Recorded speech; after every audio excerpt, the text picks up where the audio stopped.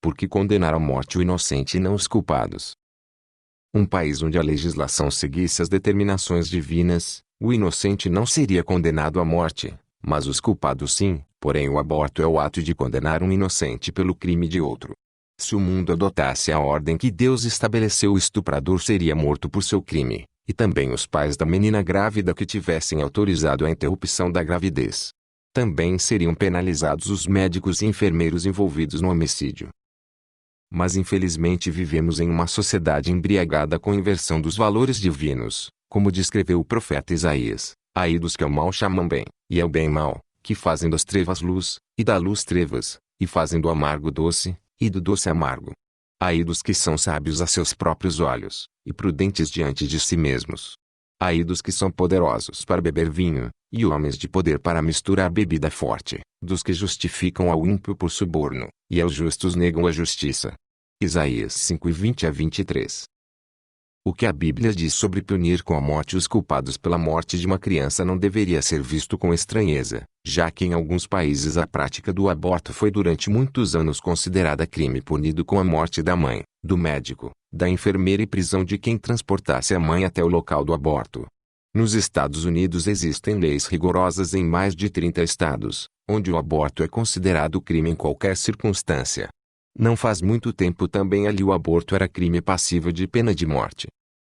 Mas essas leis têm sido atenuadas e serão cada vez mais com os movimentos pró-aborto vencendo os movimentos pró-vida, que acabarão por se tornar criminosos em razão do extremismo de algumas de suas práticas, com atentados a clínicas e assassinatos de profissionais de saúde. Esses movimentos extremistas nada mais são do que a mesma coisa que o mal que tentam combater, porque o instinto assassino é inerente ao ser humano, independente de qual lado esteja. Mas não nutro ilusões achando que um dia o mundo irá ser como a canção Imagine do John Lennon, porque tudo irá caminhar como a palavra de Deus já previu. E a Bíblia deixa claro que a tendência é que as pessoas percam o afeto natural, que é a afeição instintiva da mãe por sua prole, algo que existe até no mundo animal, e passem a descartar o que não lhes interessa, inclusive seus próprios filhos, enquanto compram roupinhas de bebê para vestir seus cãezinhos. A lei dada por Deus a Noé antes mesmo da lei dada a Israel estabelecia o governo humano e dava permissão de homens legislarem sobre homens. Antes disso a sociedade era puramente patriarcal, sendo cada família governada por seu patriarca. Uma das responsabilidades do então implantado governo humano, com o homem tendo poder de vida e morte sobre seus semelhantes, seria aplicar a pena capital em quem matasse o seu próximo. Certamente requererei o vosso sangue, o sangue das vossas vidas. Da mão de todo animal o requererei, como também da mão do homem, e da mão do irmão de cada um requererei a vida do homem. Quem derramar o sangue do homem, pelo homem o seu sangue será derramado, porque Deus fez o homem conforme a sua imagem. Gênesis 9:5-6. Se os governos do mundo não relevassem o que Deus determinou para manter a ordem na sociedade, haveria, como houve no passado em muitos lugares e ainda há, pena de morte para o estuprador, por ter atacado o menor indefesa. Haveria uma pena também para os pais da menina, os avós da criança, por terem providenciado que fosse sacrificada, e o rigor da lei alcançaria também médicos e enfermeiras envolvidos na execução do bebê. Por outro lado, os legisladores que tivessem sido lenientes com o estuprador cujo crime culminou no assassinato da criança também seriam penalizados. Sim, eu sei que na prática não é assim, mas estou respondendo como seria se Deus entrasse nessa equação. Falar de penalidade para mães, médicos e enfermeiras, pode parecer cruel, mas do ponto de vista de Deus não é crueldade quando ele avisa das consequências da desobediência. Todos querem uma sociedade justa, mas não pelos padrões divinos. Dependendo do ângulo que você observar, verá que existe um desequilíbrio em países como o Brasil, onde não existe pena de morte para um estuprador ou assassino, mas existe morte sem pena para a criança inocente.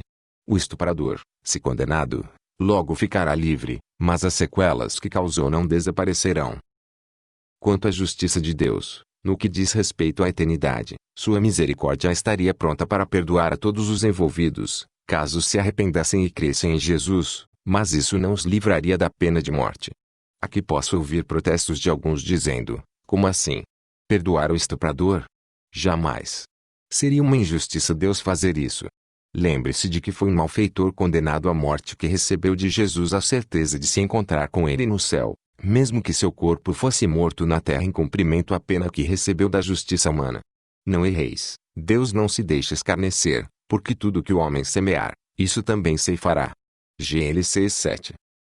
O versículo de Gálatas diz respeito aos males que semeamos na terra e são punidos pela justiça que Deus estabeleceu para a vida na terra por meio dos legisladores que ele estabeleceu.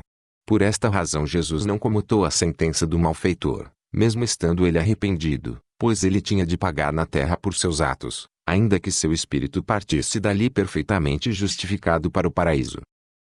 Pela justiça humana ele estava condenado, pela justiça divina estava justificado por crer naquele que justifica o ímpio, a sua fé lhe é atribuída como justiça. Assim também Davi declara: bem-aventurado o homem a quem Deus imputa a justiça sem as obras, dizendo: bem-aventurados aqueles cujas maldades são perdoadas, e cujos pecados são cobertos. Bem-aventurado o homem a quem o Senhor não imputa o pecado.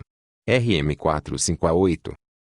É preciso lembrar também que não vivemos nos tempos do Antigo Testamento, quando Deus certamente poderia intervir diretamente nos que praticassem estes males, como ele muitas vezes interveio matando reis, soldados e populações inteiras. Vivemos na era da graça e da paciência de Deus que está retendo o juízo esperando que muitos venham a se arrepender e serem salvos. E bem sabemos que o juízo de Deus é segundo a verdade sobre os que tais coisas fazem. E tu, ó homem, que julgas os que fazem tais coisas, cuidas que, fazendo-as tu, escaparás ao juízo de Deus.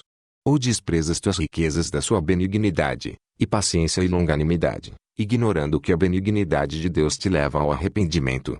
Mas, segundo a tua dureza e teu coração impenitente, entesouras ira para ti no dia da ira e da manifestação do juízo de Deus, o qual recompensará a cada um segundo as suas obras, a saber, a vida eterna aos que, com perseverança em fazer bem, procuram glória, honra e incorrupção, mas a indignação e a ira aos que são contenciosos, desobedientes à verdade e obedientes à iniquidade, tribulação e angústia sobre toda a alma do homem que faz o mal, primeiramente do judeu e também do grego.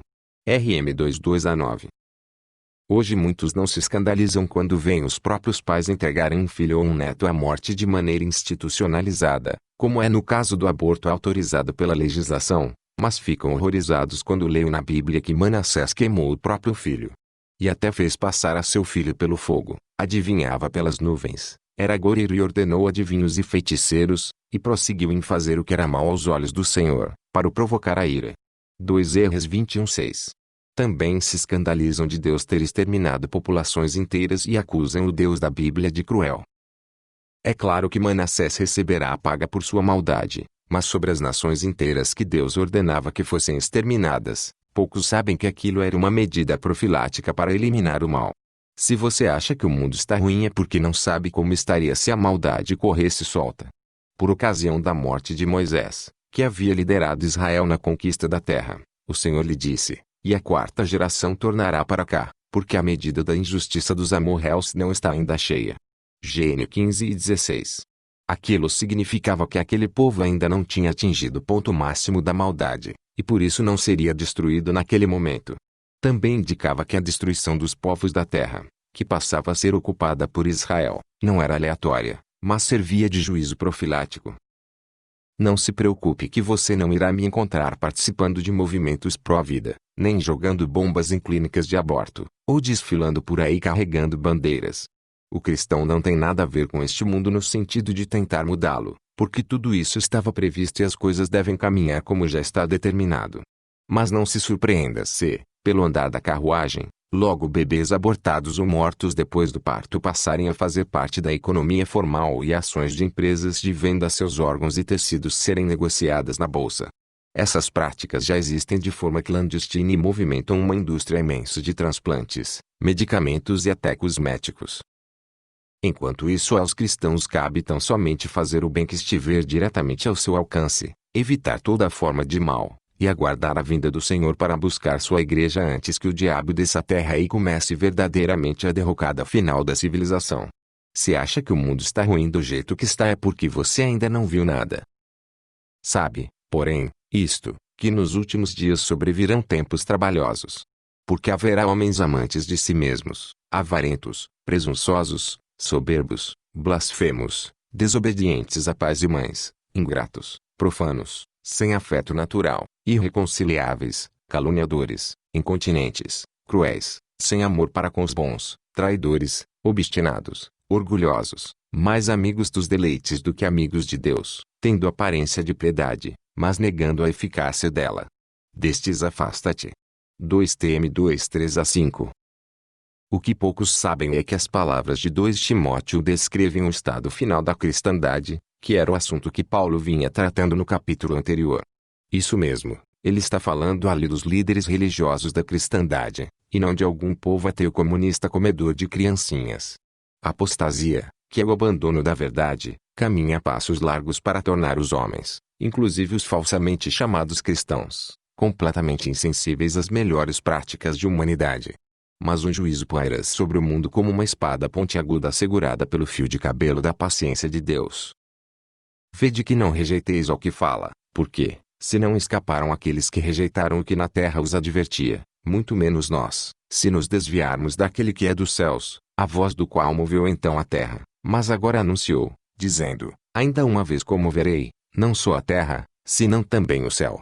E esta palavra, ainda uma vez, mostra a mudança das coisas móveis, como coisas feitas, para que as imóveis permaneçam. Por isso, tendo recebido um reino que não pode ser abalado, retenhamos a graça, pela qual servamos a Deus agradavelmente, com reverência e piedade, porque o nosso Deus é um fogo consumidor.